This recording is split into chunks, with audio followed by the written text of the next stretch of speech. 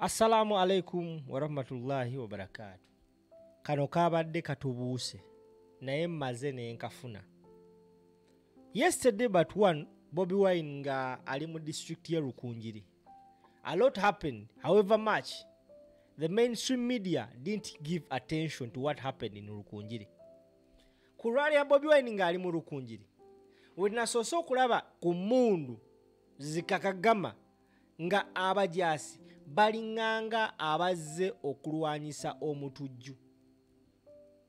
Era abatuuze babadde bitter with the way the army and the police was handling the issue.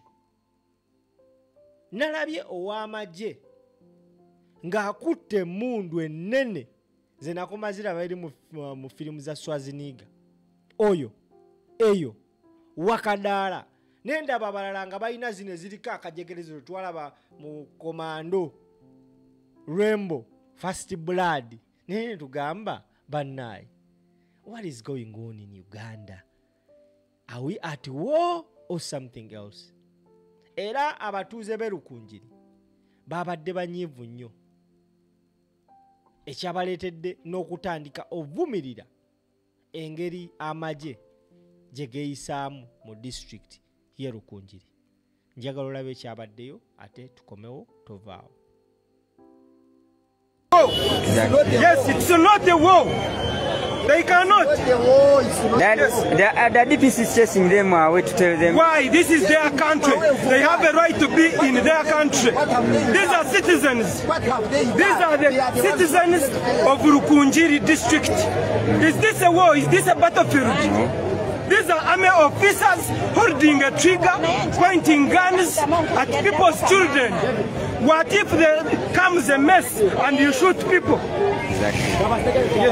Yes, this is the current situation in Rukunjiri. This is the current situation in Abana Manigabantu. People have spoken. People have spoken, and what I can tell you, they are going away. People have spoken. Amanigabantu go get there. They have refused to leave the place. And the police is leaving. That's what we call people power, our power. Manigabantu gabasinziza. Buli lunaku nzirawo ne neebuuza, twandibadde tutya singa tetwalina social media? Twandibadde tutya singa tetwalina camera? Now this clearly speaks volume. Nti a lot of intimidation happened in the past. Ekimu ku byalemesa abantu.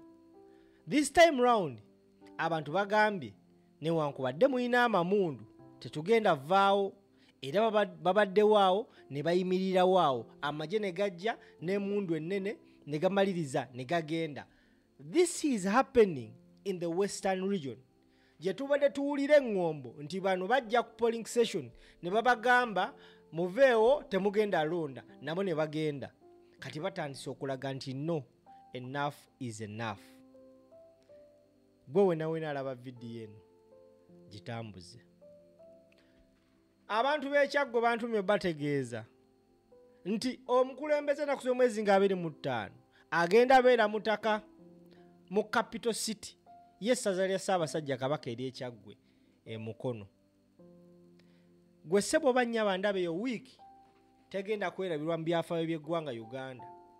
25 Bobi Wine ali Mukono, 29 ali Masaka. Kati tuli ku kye bayita who is who.